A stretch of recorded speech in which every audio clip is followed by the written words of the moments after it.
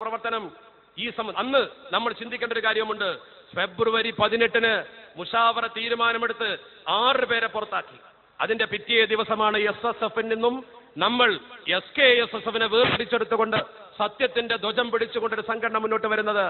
ആലിമീങ്ങളെടുത്ത തീരുമാനത്തിന്റെ പിറ്റേ ദിവസം നമ്മൾ എടുത്തു ചാടിയിട്ടില്ല, നമ്മൾ ആരെയും ധിക്കരിച്ചിട്ടില്ല. ശംസുലമയുടെയും കണ്ണിയത്തിന്റെയും കൂടെ പാറ പോലെ ഉറച്ചുന്നു. ഒരു കാര്യം നമുക്ക് ഉറപ്പിച്ചു പറയാം, കേരളത്തിലെ ജനങ്ങൾക്ക് സുന്നത്ത് ജമാഅത്ത് പഠിപ്പിച്ചു കൊടുത്തത് ഈ മഹത്തുക്കളാണെങ്കിൽ ആ പാത സമത്വ കേരള സുന്നി വിദ്യാർത്ഥി ഫെഡറേഷൻ മുറുകെ പിടിച്ചിട്ടുണ്ടെങ്കിൽ നമുക്ക് എവിടെയും പഴച്ചു പോയിട്ടില്ല എന്ന് അന്തസ്സോടുകൂടി പറയാൻ നമുക്ക് കഴിയും. നമുക്ക് എവിടെയും പഴിച്ചിട്ടില്ല. ആ മഹാന്മാരുടെ പാതയിൽ തന്നെയാണ് നമ്മൾ മുന്നോട്ട് പോകുന്നത്. നോക്ക്, അവരാദ്യമായി ചെയ്ത പ്രവർത്തനം വിദ്യാഭ്യാസ ബോർഡിന്റെ ഓഫീസ് മാവൂർ റോഡിൽ ആരംഭിച്ചിരിക്കുന്നു എന്ന് പറഞ്ഞു. മാവൂർ റോഡിലേക്ക് പണമയക്കാൻ പറഞ്ഞു മുഅല്ലിങ്ങളോട്. അപ്പോൾ സമത്വ രംഗത്ത് വന്നു. കണ്ണിയത്ത് ഉസ്താദിനെയും ശംസുലമയെയും അംഗീകരിക്കുന്നു എന്നൊരു പത്രം ഒപ്പിട്ടേ മദ്രസയിൽ ജോലി ചെയ്യാൻ പറ്റുമെന്ന് പറഞ്ഞു. അങ്ങനെ ജോലി ചെയ്യാൻ നിർബന്ധിതരായി അവർ. അങ്ങനെ ചിലർ മനസാക്ഷിക്ക് വിരുദ്ധമായി ഒപ്പിട്ടുകൊണ്ട് പോലും വഞ്ചന നടത്തി. അവസാനം അവർ ചെയ്ത പ്രവർത്തനം ഈ ഒരു നേതാവിനെ രാഷ്ട്രീയമായി ഉയർത്തിക്കൊണ്ടുവരാൻ ഈ രാജ്യത്തെ ഒരു രാഷ്ട്രീയ പാർട്ടിയെ കൂട്ടുപിടിച്ചു. എന്നിട്ട് പരസ്യമായി പല പ്രസംഗങ്ങൾ എന്തൊക്കെയാണ് ഇരുത്തി പുകഴ്ത്തിയത്. ലോകത്തെ ഒരു മനുഷ്യനെ കുറിച്ച് പറയാൻ പാടില്ലാത്ത വിഷയം വരെ എനിക്കിപ്പോഴും ഓർമ്മയുണ്ട്. തിരുവമ്പാടിൽ വെച്ച് സുരേഷ് ഇയാളെ ഇരുത്തിയിട്ട് പ്രസംഗിച്ചു. അയാളിങ്ങനെ കുലുങ്ങിച്ചിരിച്ചു. മുസ്ലിം സമുദായത്തിൽ ഇനി ഒരു പ്രവാചകൻ വരികയാണെങ്കിൽ അത് ഇദ്ദേഹമായിരിക്കും എന്ന് പ്രസംഗിച്ചു. അദ്ദേഹം കുലുങ്ങിച്ചിരിച്ചു. കൗമ് വലിയ തക്ബീർ ചൊല്ലി, വമ്പൻ തക്ബീർ. മുസ്ലിം സമൂഹത്തിൽ ഈ ഒരു നബി വരികയാണെങ്കിൽ ഇയാളായിരിക്കും. കൗമ് തക്ബീർ ചൊല്ല. ഗതികേട് നോക്കണം നിങ്ങൾ. അന്ന് അതിന്റെ പിറ്റേ ദിവസം ഈ വിഷയം മൊയ്മോനാജിയോ ബന്ധപ്പെട്ട ആരോ പറഞ്ഞിട്ട് ഞാനന്ന് കോഴിക്കോട് സുന്നി അഫ്ഗാന്റെ ഓഫീസിലുണ്ട് കോഴിക്കോട്ടെ. അന്ന് ബഹുമാനപ്പെട്ട ഷെയ്ഖുനായോട് പറഞ്ഞു, ശംസുലമയോട് പറഞ്ഞു. ശംസുലമ അന്ന് പറഞ്ഞൊരു മറുപടി ഉണ്ട്. എന്താണ് അതിന് കുഴപ്പമെന്ന് ചോദിച്ചു. ഞാനൊക്കെ ബേജാറായിപ്പോയി. എന്താ ഇതിന് കുഴപ്പം? മുസ്ലിം സമുദായത്തിന് ഒരു പ്രവാചകൻ വരാണെങ്കിൽ അയാളാന്ന് പ്രസംഗിച്ചത് എന്താ കുഴപ്പമെന്ന് ചോദിച്ചു. നമുക്ക് മനസ്സിലാവണില്ല. ഷെയ്ഖുനാന്റെ ബുദ്ധി നമുക്ക് മനസ്സിലാവില്ലല്ലോ. ഞാൻ ചോദിച്ചു അതെന്താ ഷെയ്ഖുന അങ്ങനെ പറയുന്നത്? ഷെയ്ഖുന പറഞ്ഞു, എടാ മുസ്ലിം സമുദായത്തിൽ ഇനി ഒരു പ്രവാചകൻ വരികയാണെങ്കിൽ അത് കള്ളപ്രവാചകനായിരിക്കും. കള്ളപ്രവാചകനാണ് ഇയാളെക്കാൾ യോഗ്യനാരാന്ന് ചോദിച്ചു. അതിനേക്കാൾ യോഗ്യനാരാ വേറെ? മുസ്ലിം സമുദായത്തിൽ ഇനി ഒരു പ്രവാചകൻ വരുന്നെങ്കിൽ കള്ളപ്രവാചകൻ എന്ന് ഉറപ്പല്ലേ? അതിന് യോഗ്യന് ഇയാളല്ലാതെ വേറെ ആരാ? സിരിയസ് ജോണിന്റെ ബുദ്ധിണ്ടടാന്ന് പറഞ്ഞു എന്നോട്. തക്ബീർ ചൊല്ലിയ കോയത്തക്കാരോട് പറയാ പോയിട്ട് എന്ന് പറഞ്ഞു. ആലോചിച്ച് നോക്ക് നിങ്ങൾ. അന്ന് നമ്മളെ കുറെ കുറ്റം പറഞ്ഞവർ വേറെന്താ മാർഗം? ബഹുമാനപ്പെട്ട ഷെയ്ഖുന ശംസുലമയുടെ ബുദ്ധി അങ്ങനെയായിരുന്നു. ആ ബുദ്ധിയുള്ള ബഹുമാനപ്പെട്ട ഷെയ്ഖുനായ പോലും അവര് ഒന്നിനും തിരിയാത്ത വ്യക്തിയാക്കി ആക്ഷേപിച്ചില്ലേ? എന്തിനധികം റഈസുൽ മുഹഖിഖീൻ കണ്ണിയത്ത് ഉസ്താദിനെ കുറിച്ച് അവർ പറഞ്ഞ വാക്കെന്താ? ആ കണ്ണിയത്ത് ഉസ്താദ് അത്തും വിത്തുമാണ്, ബുദ്ധിക്ക് സ്ഥിരതയില്ല. ബഹുമാനപ്പെട്ട റഈസുൽ മുഹഖിഖീന്റെ ജീവിതത്തിൽ സംഭവിച്ച ഓരോ അനുഭവങ്ങൾ നോക്ക് നിങ്ങൾ.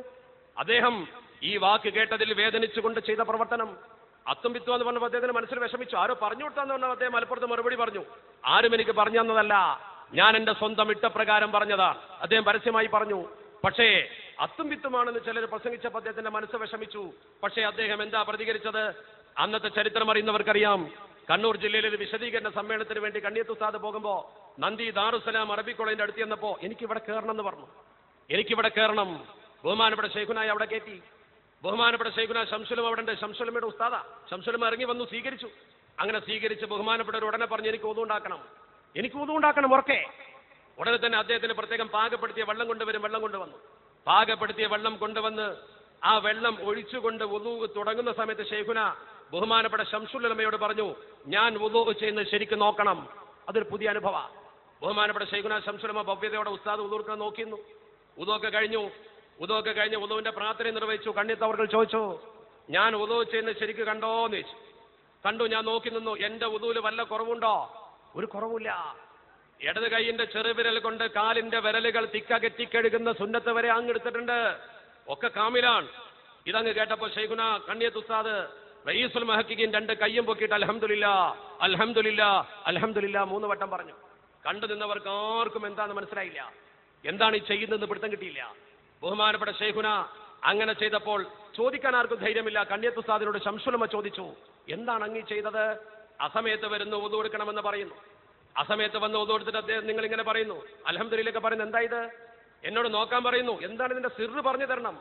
ഭവ്യതയോടുകൂടി ഷെയ്ഖുന ശംസുലമ കണ്ണിയത്ത് ഉസ്താദിനോട് പറഞ്ഞപ്പോൾ ഉസ്താദ് വളരെ വിഷമിച്ചുകൊണ്ട് മനസ്സ് പൊട്ടിക്കൊണ്ട് കണ്ണുനീരൊലിപ്പിച്ചുകൊണ്ട് പറഞ്ഞു അത്രേ. അതുവരെ ശബ്ദത്തിൽ സംസാരിച്ചിരുന്ന കണ്ണിയത്ത് ഗദ്ഗദ കണ്ഠനായി പറഞ്ഞു. വേദനയോടുകൂടി പറഞ്ഞു, ഈ പുരുഷാരം മനസ്സിലാക്കണം. അദ്ദേഹം പറഞ്ഞ വാചകം തഖ്വയുള്ള ഒരു പണ്ഡിതന്റെ മനസ്സിൽ നിന്ന് ഉത്ഭൂതമായ വാചകം, എനിക്ക് അത്തും വിത്തുമാണ്, എന്റെ ബുദ്ധിക്ക് സ്ഥിരതയില്ല എന്ന് ചില കുട്ടികൾ എവിടെയൊക്കെ പ്രസംഗിക്കുന്നുണ്ടെന്ന് ഞാൻ കേട്ടു. അങ്ങനെ ചിലരൊക്കെ എന്നോട് വന്ന് പറഞ്ഞു, എന്റെ ബുദ്ധിക്ക് സ്ഥിരതയില്ലെങ്കിൽ, ബുദ്ധിക്ക് തകരാറുണ്ടെങ്കിൽ ഉദു ശരിയാവൂലല്ലോ, വുദു ശരിയാണെന്ന് നിങ്ങൾ ഉറപ്പ് പറഞ്ഞപ്പോ എന്റെ ബുദ്ധിക്ക് പടച്ചറപ്പ് ഒരു തകരാറും വരുത്തിയിട്ടില്ല എന്നെനിക്ക് ബോധ്യമായി. ഇബാദത്ത് പഴക്കൂലല്ലോ. അൽഹംദുലില്ലാ അൽഹംദുലില്ലാ അൽഹംദുലില്ലാ. അതാണ് കണ്ണിയത്ത് റഈസുൽ മുഹഖിഖീൻ. ആ റഈസുൽ മുഹഖിഖീനെ കോടതി കയറ്റിയവരെ സമുദായവും അള്ളാഹുവും വെറുതെ വിടുമെന്ന് നിങ്ങൾ കരുതുന്നുണ്ടോ പ്രിയപ്പെട്ട സഹപ്രവർത്തകരെ? നിങ്ങൾ ആലോചിച്ച് നോക്ക്. ആ റഈസുൽ മുഹഖിഖീനെ 1-ാം പ്രതി ചേർത്തുകൊണ്ടല്ലേ ഇവർ കേസ് കൊടുത്തത്? ശംസുലമയെ 2-ാം പ്രതി ചേർത്തുകൊണ്ടല്ലേ കേസ് കൊടുത്തത്? ഈ ശംസുലമയിൽ നിന്നല്ലേ ഇവർ സുന്നത്ത് ജമാഅത്ത് പഠിച്ചത്? ഈ ശൈഖുനായിൽ നിന്നാ സുന്നത്ത് ജമാഅത്ത് പഠിച്ചത്. ആ ശൈഖുന ശംസുലമയുടെ ജീവിച്ചിരിക്കുന്ന കറാമത്ത് കണ്ണിന്റെ മുമ്പിൽ ഇങ്ങനെ കാണുമ്പോ എന്താണ് അവർക്ക് പറയാനുള്ളത് ആലോചിച്ച് നോക്ക്. ശംസുലമ മരിക്കുന്ന 1996 എന്ന് പറഞ്ഞാൽ ഇവര് വേറിട്ട് പോയി 7 കൊല്ലം കഴിഞ്ഞിട്ട്, 7 കൊല്ലം ശംസുലമ ഇരുത്തിയിട്ട് 7 കൊല്ലം ജനറൽ സെക്രട്ടറിയായി. ശംസുലമ മരിച്ചിട്ടാണെങ്കിൽ പിന്നെ നമുക്ക് ചർച്ച ചെയ്യാമായിരുന്നു. ശംസുലമ ജീവിച്ചിരിക്കുന്ന 7 കൊല്ലം അദ്ദേഹത്തിന് സമാന്തര സംഘടന. ആരാ റഈസുൽ മുഹഖിഖീൻ? റഈസുൽ മുഹഖിഖിന്റെ ജീവിതത്തിലെ വല്ല സുന്നത്ത് ജമാഅത്തിന് എതിര് നടന്നോ? ആ റഈസുൽ മുഹഖിഖീൻ എന്നാ മരിക്കുന്നത്? കണ്ണിയത്ത് ഉസ്താദ് മരിച്ചു പോകുന്നത് 1993 4 കൊല്ലം അദ്ദേഹം ജീവിച്ചിരുന്ന കാലത്ത് ഇവർ സംഘടന കൊണ്ടു നടന്നു. 4 കൊല്ലം സമത്തയിൽ നിന്ന് ഇവർ ഭിന്നിച്ച് പുതിയ സംഘടന ഉണ്ടാക്കി. 4 കൊല്ലം കണ്ണിയത്ത് ജീവിച്ചിരിപ്പുണ്ട്. എന്നിട്ട് കണ്ണിയത്തിനെ പ്രസിഡന്റ് സ്ഥാനത്ത് നീക്കിയിട്ട് ഇവർ പ്രസിഡന്റായി. എങ്ങനെ 6 പേരെയാണ് നീക്കിയത്? 6 ആള് യോഗം ചേർന്ന് 34 ആൾ അങ്ങോട്ട് പുറത്താക്കി. ലോകത്തിലെ ഏറ്റവും വലിയ വിരോധാഭാസം. 6 ആള് കൂടി 34 ആളെ പുറത്താക്കുക. എന്നിട്ട് അരവിന്ദ് ആശ്രമേനൊരു ഉപദേശപ്രകാരം മുഷാവറ ഉണ്ടാക്കുക. ഞാൻ ചരിത്രമാണ് പറയുന്നത്, ആരെയും ദ്രോഹിക്കാൻ വേണ്ടി പറയുകയല്ല. കളവ് പറഞ്ഞുകൊണ്ട് പരിശുദ്ധ ദീൻ പ്രചരിപ്പിക്കാൻ കഴിയില്ല. എന്റെ സുഹൃത്ത് ഇവിടെ പറഞ്ഞില്ലേ, നമ്മൾ മദ്യത്തിലാ നിന്നത്. ചിലർ സുന്നത്തിനെ നിഷേധിച്ചു, ബർക്കത്തിനെ നിഷേധിച്ചു. നമ്മൾ ഉണ്ടെന്ന് സ്ഥാപിച്ചു. ഇവരോ ഇല്ലാത്ത ബർക്കത്തുണ്ടാക്കുക. സ്വന്തം രോമം എടുത്തു വെച്ചുകൊണ്ട് ജനങ്ങൾക്ക് വെള്ളത്തിൽ മുക്കിക്കൊടുത്താൽ സമ്മേളനം വിജയിക്കും. റസൂലുള്ളാഹിന്റെ മുടിയാവോ? എന്താ ഈ ചെയ്യുന്ന പ്രവർത്തനം? അതിന്റെ സനത് ചോദിച്ചിട്ട് ഇതുവരെ പറയാൻ പറ്റില്ലല്ലോ. നമ്മൾ പല സ്ഥലത്തും പറഞ്ഞു, നമുക്കെതിരെ ആക്ഷേപം ഉന്നയിച്ചത് കൊണ്ട് കാര്യമില്ലല്ലോ. അള്ളാഹുവിന്റെ പരിശുദ്ധ ഹബീബിന്റെ കേശം എവിടെയെങ്കിലും ഇപ്പൊ ഉണ്ടെങ്കിൽ ജീവൻ കൊടുത്താൽ അത് കിട്ടുമോ? കിട്ടൂലല്ലോ. ഒരാളും അത് കൊടുക്കൂലല്ലോ. അത്രയും പുണ്യമായി മുസ്ലിം ലോകം കണക്കാക്കുന്ന ഒരു സാധനം. ഞാൻ തിരിച്ചു വരുന്നു പറഞ്ഞ വിഷയത്തിലേക്ക്. ആ റഈസുൽ മുഹഖിഖീൻ കണ്ണിയത്ത് ഉസ്താദിനെ ധിക്കരിച്ചതുപോലെ ബഹുമാനപ്പെട്ട ശംസുലമയെ പരസ്യമായി ധിക്കരിച്ചു. ശംസുലമയുടെ കറാമത്തൊക്കെ ഇപ്പൊ ജീവിച്ചിരിക്കുന്ന ആളുകളില്ലേ? തൃശ്ശൂർ ജില്ലയിലെ ചെറുവാളൂർ ഹൈദ്രോസ് മുസ്ലിയാർ, നിങ്ങൾ അദ്ദേഹത്തോട് ചോദിച്ചു നോക്ക്. തൃശ്ശൂരിലേക്കാർ ഇവിടെ ഉണ്ടാവുമല്ലോ. ഈ ചെറുവാളൂർ ഹൈദ്രോസ് മുസ്ലിയാർ എന്ന് പറയുന്ന വ്യക്തി ഇന്നും ജീവിച്ചിരിക്കുന്ന വ്യക്തിയാ. അദ്ദേഹം ചെമ്മിനി ഡാമിനടുത്ത് ദാറുത്തക്കവയിൽ ജോലി ചെയ്യുന്നു, അതിന്റെ പ്രിൻസിപ്പളായിട്ട്. അദ്ദേഹം MT ഉസ്താദിന്റെ ഒക്കെ കൂടെ ജാമ്യയിൽ പഠിച്ച ആളാ. അദ്ദേഹം ശൈഖുനായുമായിട്ട് വലിയ ബന്ധമാണ്. അദ്ദേഹത്തിന്റെ സ്വന്തം അനുഭവം പറയുന്നു. ചെവിയുടെ 2 ഡ്രമ്മിന് ദ്വാരം വന്നു. ദർസ് നടത്താൻ കഴിഞ്ഞില്ല, സംസാരിച്ച വേദന. അദ്ദേഹം തന്നെ പറയുന്നു, അദ്ദേഹം വളരെ ഗൗരവത്തോടുകൂടി ഈ വിഷയം പരിശോധിക്കാൻ തൃശ്ശൂരിലെ പ്രഗത്ഭരായ ഡോക്ടർമാരെ കണ്ടു. 1-ലധികം ENT ഡോക്ടർമാർ പറഞ്ഞു ഓപ്പറേഷൻ അല്ലാതെ വേറെ മാർഗമില്ല, ഓപ്പറേഷൻ ചെയ്തേ പറ്റൂ, ഓപ്പറേഷൻ ചെയ്യണമെന്ന് വിധിച്ചു. എഴുതി കൊടുത്തു. ചെവിയുടെ 2 ഡ്രമ്മിന് ദ്വാരമുണ്ട്, എവിടെ കൊണ്ടേയും പരിശോധിക്കാം. ഡോക്ടർമാർ സർട്ടിഫൈ ചെയ്തു. അദ്ദേഹം ഓപ്പറേഷന് തീരുമാനിച്ചു. മനസ്സുകൊണ്ട് നേരെ വന്നു കോഴിക്കോട്ട്. ഉസ്താദിനോട് പറഞ്ഞു, ശൈഖുന ശംസുലമയെ ചെന്ന് കണ്ടു. ശൈഖുനായെ ചെന്ന് കണ്ടിട്ട് ശൈഖുനായോട് പറഞ്ഞു, ശൈഖുന ഞാനിങ്ങനെ ഓപ്പറേഷന് പോവാൻ, എന്താ വിഷയം എന്ന് ചിന്നതാന്ന് പറഞ്ഞു. ശൈഖുന പറഞ്ഞു, അവിടെ ഇരിക്കട്ടെ, നമുക്ക് ഈ വിഷയം മുത്തുപ്പേട്ടയിലെ ദാവൂദുൽ ഹക്കീം തങ്ങൾക്ക് വിടാം. അങ്ങനെ പറഞ്ഞത്. മുത്തുപ്പേട്ടയിലെ ദാവൂദുൽ ഹക്കീം തങ്ങൾക്ക് വിടാം, ഞാൻ അവിടേക്ക് ഫാത്തി ഓതാം, നിങ്ങളും ഫാത്തി ഓതിക്കോ, അവര് കൈകാര്യം ചെയ്യട്ടെ, ഓപ്പറേഷൻ വരട്ടെ എന്ന്. അത് പറഞ്ഞതിന്റെ അന്ന് അദ്ദേഹം നാട്ടിൽ വന്നു. പിന്നെ ചെറുവാളൂരിലേക്ക് പോയാൻ വേണ്ടി കുലുക്കല്ലൂർ റെയിൽവേ സ്റ്റേഷനിൽ നിന്ന് വണ്ടി കയറി തൊർണൂരെത്തി. അസർ നിസ്കരിക്കാൻ പള്ളിയിൽ പോയി. ക്ഷീണം തോന്നിയപ്പോൾ ഒന്ന് കിടന്നുറങ്ങിയതാ. ആളിപ്പോഴും ജീവിച്ചിരിപ്പുണ്ട്. ആ ഉറക്കത്തിൽ അദ്ദേഹം എന്തൊക്കെയോ സ്വപ്നം കണ്ടു. ചില ആളുകൾ വരുന്നു, ചില പ്രവർത്തനം നടത്തുന്നു. എഴുന്നേറ്റ് നോക്കുമ്പോൾ അദ്ദേഹത്തിന്റെ ചെവിക്കൊരു വേദനയില്ല. നേരെ ഡോക്ടർമാരെ ചെന്ന് പരിശോധിച്ചു. ചെവിയുടെ ഡ്രം അടഞ്ഞിരിക്കുന്നു, ഒരു പ്രശ്നമില്ല, യാതൊരു കുഴപ്പമില്ല, ഓപ്പറേഷൻ ചെയ്ത പോലെ സുഖമായിരിക്കുന്നു. ബഹുമാനപ്പെട്ട ശൈഖുന ശംസുലമക്ക് ആ മക്കാമുമായുള്ള ബന്ധം നേരത്തെ സഹപ്രവർത്തനം പറഞ്ഞല്ലോ. ആ മക്കാമിൽ കവിത എഴുതി വെച്ച യാ ശൈഖനാ യാ ശൈഖ ദാവൂദ് അൽ-ഹകീമിൽ അഅ്ളമി, വളരെ മനോഹരമായി കവിത എഴുതി വെച്ചില്ലേ. ആ രീതിയിൽ ബഹുമാനപ്പെട്ടവർ ആ കവിത ഇപ്പോഴും സമത്തിനെ സ്മരണിക്കുന്നില്ല മനോഹരമായിട്ട്. ആ കവിതയിൽ ദാവൂദുൽ ഹക്കീം തങ്ങളെ മനോഹരമായി പുകഴ്ത്തുന്ന കവിത ആ മക്കാമുമായി വല്ലാത്ത ബന്ധമായിരുന്നു. ഔലിയാക്കളുടെ അർവാഹിനെ ഇസ്തിഗ്ഫാർ ചെയ്യാൻ ശൈഖുനാക്ക് പ്രത്യേക കഴിവുണ്ടായിരുന്നു. അതാണ് ശൈഖുന ശംസുൽ ഉലമ. ആ മഹാനായ ശംസുൽ ഉലമയെ ധിക്കരിച്ചുകൊണ്ട് സംഘടന ഉണ്ടാക്കുക എന്ന് പറഞ്ഞാൽ എന്തിനധികം അദ്ദേഹം തന്റെ ജീവിത കാലഘട്ടത്തിൽ പച്ചവെള്ളം പോലെ നമുക്ക് തെളിയിച്ച് കാണിച്ചു തന്നില്ലേ? വരക്കല മക്കാമിൽ കിടന്നുറങ്ങിക്കൊണ്ട്. അതിലപ്പുറം എന്താ വേണ്ടത്? ഒരു സംഘത്തിന്റെ, ഒരു സമൂഹത്തിന്റെ വിശ്വാസത്തിൽ ചൂഷണം വരുത്തിക്കൊണ്ട് അവരെ തെറ്റായ മാർഗത്തിലേക്ക് വലിച്ചു കൊണ്ടുപോകാൻ ഒരു സമൂഹം ശ്രമിച്ചപ്പോ, സമത്യയുടെ പന്ഥാവിൽ നിന്ന് ശൈഖുനെ വ്യതിരിച്ചിരിക്കുന്നു എന്ന് പരസ്യമായി പറഞ്ഞപ്പോ അദ്ദേഹം ഉറക്കെ കെലിമ ചൊല്ലി മരിക്കുന്ന രംഗം പടച്ചിറപ്പ് നമ്മളെ കാണിച്ചു തന്നു. തന്നെയുമല്ലല്ലോ, ആ മഹാനുഭാവൻ മരിക്കുന്നതിന്റെ മുമ്പ് സയ്യിദ് റഹ്മാൻ അസ്സേരി തങ്ങളെ സമത്യയുടെ പ്രസിഡന്റാക്കി പ്രത്യേകം ചുമതലപ്പെടുത്തി. ചിലർ ചോദിച്ചു എന്തിനാ അദ്ദേഹത്തെ പ്രസിഡന്റാക്കിയത് എന്ന്. അദ്ദേഹത്തെ പ്രസിഡന്റ് ആക്കിയത് കൊണ്ട് മാത്രമാണ് വരക്കൽ മക്കാമ് സമത്തൊക്കെ കിട്ടിയത്. പണമുള്ളവർ ഇവിടെ ഉണ്ടായിരുന്നു, സൗകര്യമുള്ളവരുണ്ടായിരുന്നു, അന്വേഷിച്ചിരുന്നു, വില പറഞ്ഞിരുന്നു, കൊടുത്തില്ലല്ലോ. ആ വരക്കൽ മക്കാം അതിന്റെ ഉടമകൾ അസ്ഗരിത്തങ്ങളായപ്പോൾ അദ്ദേഹത്തെ ഏൽപ്പിച്ചു, സമത്തൊക്കെ രജിസ്റ്റർ ചെയ്ത് കൊടുത്തു. അവിടെ ബഹുമാനപ്പെട്ട ശൈഖുനായുടെ മയ്യത്ത് വെക്കുവാൻ ബഹുമാനപ്പെട്ട ശൈഖുന താല്പര്യപ്പെട്ടു. സിദ്ദീഖുൽ അക്ബർ റളിയല്ലാഹു തആല അൻഹു റൗദയിൽ മയ്യത്ത് വെക്കാൻ ആഗ്രഹിച്ചതുപോലെ സിദ്ദീഖുൽ അക്ബർ തങ്ങൾ പറഞ്ഞില്ലേ, എന്റെ മരണം സംഭവിച്ചു കഴിഞ്ഞാൽ അല്ലാഹുവിന്റെ പരിശുദ്ധ ഹബീബിന്റെ മാർഗത്തിൽ ഈ ജനങ്ങളെ നയിച്ചു എന്ന് എനിക്ക് ഉറപ്പുണ്ട്. ആ ഉറപ്പുണ്ടെങ്കിൽ അല്ലാഹുവിന്റെ പരിശുദ്ധ ഹബീബ് എന്നെ സ്വീകരിക്കും. റൗദക്ക് മുമ്പിൽ എന്റെ മയ്യത്ത് നിങ്ങൾ കുളിപ്പിച്ച് നിസ്കരിച്ച് കൊണ്ടുപോയി വെച്ചാൽ മതി. സിദ്ദീഖുൽ അക്ബർ തങ്ങൾ അത്ര വലിയ പ്രതിസന്ധി സഹിച്ച മഹാന. കള്ളപ്രവാചകന്മാര്, സക്കാത്ത് കൊടുക്കാത്തവർ സകലരെയും ഒതുക്കി ആ സിദ്ദീഖ് തങ്ങളെ മയ്യത്ത് കൊണ്ടുപോയി റൗദക്ക് മുമ്പിൽ വെച്ചപ്പോ പറഞ്ഞു, അദ്ഖിലിൽ ഹബീബ ഇലൽ ഹബീബ്. മനോഹരമായിട്ട് മയ്യത്താണ് കയറ്റി, ഇങ്ങോട്ട് കയറ്റാൻ പറഞ്ഞു, കയറ്റി. അതേ പാരമ്പര്യം ഖുലഫാഉർ റാഷിദീങ്ങളിൽ ഒന്നാമന്റെ പാരമ്പര്യം നിങ്ങൾ നോക്കണം. സിദ്ദീഖുൽ അക്ബർ റളിയല്ലാഹു തആല അൻഹുവിന്റെ പാരമ്പര്യം. ശൈഖുന പറഞ്ഞു, ഞാൻ സമത്വക്ക് വേണ്ടിയാ പ്രവർത്തിച്ചത്. നിങ്ങൾക്ക് ഓർമ്മയുണ്ടോ? 70ാം വാർഷികത്തിന്റെ ഈ വേദിയിൽ വെച്ച് ശൈഖുന ഇവിടെ വെച്ച് ഈ മണൽത്തരികളെ പുളകം കൊള്ളിച്ച് പറഞ്ഞു, പടച്ചവനെ, ചെറുപ്പം മുതൽ ഈ സംഘടനക്ക് വേണ്ടി പ്രവർത്തിച്ചു തുടങ്ങിയതാണ്. അള്ളാഹുവേ നീ കബൂൽ ചെയ്യണേ. അങ്ങനെ ഒരു പ്രാർത്ഥന ശൈഖുനാന്റെ ജീവിതത്തിൽ ഒരു പ്രസംഗത്തിൽ നമ്മൾ കേട്ടിട്ടില്ല. വിദ്യാർത്ഥിനെതിരെ ആഞ്ഞടിച്ച പ്രസംഗത്തിന്റെ അന്ത്യത്തിൽ പറഞ്ഞു, റബ്ബേ, ഈ സംഘടനക്ക് വേണ്ടി ചെറുപ്പം മുതൽ ഖിദ്മത്ത് ചെയ്തതാണ്, നീ സ്വീകരിക്കണേ തമ്പുരാനെ. അതൊരൊടുക്കത്തെ വിടമാങ്ങല. ഹജ്ജത്തുൽ വദാഇൽ അല്ലാഹുവിന്റെ പരിശുദ്ധ പ്രവാചകർ ഹലാ അൽ ബല്ലഗ്തു എന്ന് ചോദിച്ചുകൊണ്ട് തന്റെ പ്രിയപ്പെട്ട സഹപ്രവർത്തകർക്ക് ദീൻ സമർപ്പണം ചെയ്തുകൊണ്ട് തിരിച്ചു പോയതുപോലെ, വിടവാങ്ങൽ പ്രസംഗം ചെയ്ത പോലെ അദ്ദേഹം പറഞ്ഞു, ഞാനിത് സത്യത്തിൽ കൊണ്ടു നടന്നിട്ടുണ്ട്, ഞാൻ നിങ്ങൾക്ക് വേണ്ടി പ്രവർത്തിച്ചിട്ടുണ്ട്, അർപ്പണബോധത്തോടെ പറഞ്ഞു. പിന്നെ ആശുപത്രിയിലായി അദ്ദേഹം ഈ ലോകത്തോട് വിട പറയുന്ന രംഗമാണ് നമ്മൾ കാണുന്നത്. ആ മഹാൻ മരിക്കുമ്പോൾ പറഞ്ഞു, എന്റെ മയ്യത്ത് വരക്കലത്തങ്ങൾ സ്വീകരിക്കും, സ്വീകരിച്ചില്ലെങ്കിലേ വേറെ നോക്കണ്ടു. ഞാൻ വരക്കലത്തങ്ങളെ ആ തൊരീക്കാണ് ഇവിടെ വളർത്തിയിട്ടുള്ളത്. എന്റെ ഉപ്പാപ്പ അവിടെ കിടക്കുന്നുണ്ട്. വരക്കൽ മക്കാമിലേക്ക് ബഹുമാനപ്പെട്ട മുല്ലക്കോയത്തങ്ങൾ അദ്ദേഹത്തെ കൈപിടിച്ച് മാടി വിളിച്ചില്ലേ? അവിടെയല്ലേ മരണപ്പെട്ട് കിടക്കുന്നത്?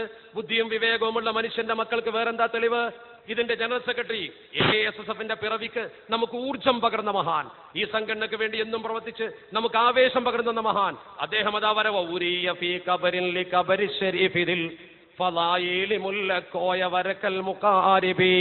മനോഹരമായി അവിടെ കടന്നിറങ്ങുന്നതിൽ അപ്പുറം എന്താ? ആര് പറഞ്ഞാലും നമ്മൾ മാറൂല. മനസ്സെന്ന് നമ്മുടെ മനസ്സിൽ നിന്ന് ശൈഖുനായുള്ള വിശ്വാസം മാറ്റാൻ കഴിയില്ല. തളിപ്പറമ്പിലെ പെരുവണയിൽ മദ്രസയിലെ സിലബസ് മാറ്റിയപ്പോ കേസ് ഏറ്റെടുക്കാൻ കഴിയാതെ പോയ വക്കീലിന്റെ ബെഡ്റൂമിലേക്ക് അർദ്ധരാത്രി സ്വപ്നത്തിൽ വന്നുകൊണ്ട് കൃഷ്ണൻ നായർക്ക് ഇത് പറഞ്ഞു കൊടുത്ത് അദ്ദേഹത്തെ കൊണ്ട് കേസ് ഏറ്റെടുപ്പിച്ച സംഭവം പെരുവണയിലെ കുട്ടികളോട് ചോദിച്ചു നോക്കൂ. അവിടുത്തെ കുട്ടികൾ പറഞ്ഞു തരുമല്ലോ. PPS മുല്ലക്കോയത്തങ്ങൾ അതിന് സാക്ഷിയല്ലേ, നമ്മൾ പത്രത്തിൽ എഴുതിയില്ലേ. ദീർഘിപ്പിക്കാതിരിക്കാനാണ് ഞാൻ പറയാതിരിക്കുന്നത്. നമ്മുടെ ചെറുപ്പക്കാർ മനസ്സിലാക്കണം, ഒരു അമുസ്ലിം വക്കീലിന് പോലും സമത്വയുടെ കേസ് ഏറ്റെടുക്കണമെന്ന് ശൈഖുന ബോധനം നൽകുന്നു. അദ്ദേഹം ദിവ്യബോധനം നൽകുന്നു. ഞാൻ ഉറച്ചു പറയുന്നു, വരക്കല മക്കാമിൽ കിടന്നുകൊണ്ട് സമത്വയുടെ ബാനി ഹദറത്തിന്റെ കാൽപ്പാട് തൊട്ടുകിടന്നുകൊണ്ട് ശൈഖുന ശംസുൽ ഉലമ ആത്മീയമായി നമ്മളെ നിയന്ത്രിക്കുന്നുവെങ്കിൽ ഒരു സമ്മേളനത്തിന്റെ ഓലപ്പന്തൽ പറന്നാലൊന്നും ഈ സമൂഹത്തെ പിടിച്ചു കെട്ടാൻ ഒരു ശക്തിക്കും സാധ്യമല്ലെന്ന് ആർജവത്തോടെ നമ്മൾ വിശ്വസിക്കും. നമ്മൾ ജീർണതക്കെതിരെ ജിഹാദ് നയിച്ചിട്ടുണ്ട്. കേരളത്തിലെ വിദ്വത്തുകാർ പോലും മൂക്കത്ത് വിരൽ വെച്ചിട്ടുണ്ട്. ജീർണതക്കെതിരെ ജിഹാദ്.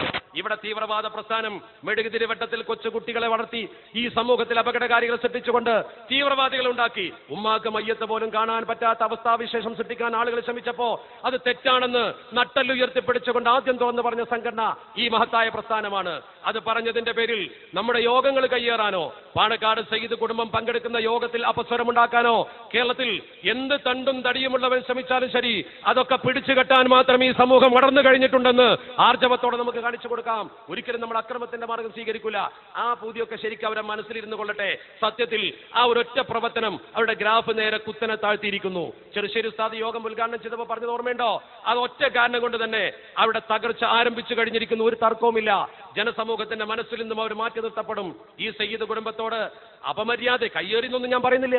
അതിനൊന്നും നമ്മുടെ ധൈര്യം അവർക്കില്ല, ആയിട്ടുമില്ല. പക്ഷേ പാണക്കാട് തങ്ങന്മാർ പങ്കെടുക്കുന്ന യോഗത്തിൽ ഒരു അപസ്വരം പോലും ഉണ്ടായ ചരിത്രം കേരളത്തിലില്ല. അത്തരം അവസരം സൃഷ്ടിക്കാൻ ആര് ശ്രമിച്ചാലും അവരെയൊക്കെ ഈ സമൂഹത്തിന്റെ ഈ കാണുന്ന സാഗരം പോലെ തടിച്ചുകൂടിയ ചുണക്കുട്ടികൾ മഴ പെയ്താലും കാറ്റും കോളും വന്നാലും എന്ത് വന്നാലും അഗ്നിക്ക് പോലും കരിച്ചു കളയാൻ കഴിയാത്ത ആദർശ പ്രതിബദ്ധതയുള്ള ഈ സമൂഹത്തിന്റെ മുമ്പിൽ അവരൊക്കെ തൃണവൽഗണിച്ചുകൊണ്ട് മുന്നോട്ട് പോകാൻ സമത്വയുടെ കുട്ടികൾ പ്രതിജ്ഞാബദ്ധരാണെന്ന് ആവർത്തിച്ച് പ്രഖ്യാപനം. അതിന്റെ പ്രഖ്യാപന സമർപ്പണ സമ്മേളനമാണ് നമ്മളിവിടെ നടത്തിക്കൊണ്ടിരിക്കുന്നത്. കൂട്ടത്തിൽ എന്റെ പ്രിയപ്പെട്ട സഹപ്രവർത്തകരെ മനസ്സിലാക്കണം, ഈ രീതിയിൽ തീവ്ര ഭീകര പ്രവർത്തനം നമ്മുടെ സമൂഹത്തിൽ നടന്നാലോ എന്തായിരിക്കും അതിന്റെ പരിണിതഫലം? ഈ സമൂഹത്തിൽ ഇന്ന് മുസ്ലിം സമൂഹം സമത്വയുടെ ബാനറിൽ ഉണ്ടാക്കി വെച്ച സൽപ്പേര് മുഴുവൻ നശിക്കും. നമ്മുടെ മദ്രസകൾ മുഴുവൻ നടത്തിക്കൊണ്ടു പോകാൻ കഴിയാത്ത അവസ്ഥ വരും. ആ രീതിയിൽ മുസ്ലിം ഉമ്മത്തിന്റെ മുഖച്ഛായ കറുപ്പിക്കാൻ ശ്രമിക്കുന്ന ആളുകൾക്കെതിരെ ആദർശശുദ്ധിയോടുകൂടി നമ്മൾ മുന്നോട്ട് പോകണം. മദ്യപാനവും വ്യഭിചാരവും തിന്മകളുമൊക്കെ ഇവിടെ എമ്പാടും ചർച്ച ചെയ്യപ്പെട്ടത് കൊണ്ട് ഞാൻ ആ ഭാഗത്തേക്ക് കടന്നു പോകുന്നില്ല. അവസാനമായി എനിക്ക് എന്റെ പ്രിയപ്പെട്ട സഹപ്രവർത്തകരോട് പറയുവാനുള്ളത്, നമ്മൾ ആദർശപരമായി സത്യസന്ധമായ ഒരു പാതയിലാണ് നിൽക്കുന്നത്. നമ്മുടെ മഹാന്മാരായ നേതാക്കൾ ഇവിടെ വെച്ച് വിട വാങ്ങിയ മാനു മുസ്ലിയാർ പോലും വലിയൊരു ജനാവലിയെ സാക്ഷി നിർത്തിക്കൊണ്ട് വിട വാങ്ങി. സെയ്ദ് ഉമർ അലി ശിഹാബ് തങ്ങൾ, അതുപോലെ പലരും. ഇപ്പൊ ചിലർ പറയുന്നു ചെമ്പരിക്കാദിയുടെ മരണം എങ്ങനെയാ? എന്താ തർക്കം? അദ്ദേഹം മദ്ലൂമാണ്, ആക്രമിക്കപ്പെട്ടവനാണ്. അൽ മഖ്തൂലു ദുൽമൻ ഫഹുവ ഷഹീദുൻ ഇൻദല്ലാഹ്. അള്ളാഹുവിങ്കൽ ഷഹീദാണ്. അള്ളാഹു ആ മഹാന് ഷഹീദിന്റെ കൂലി കൊടുക്കുമാറാവട്ടെ.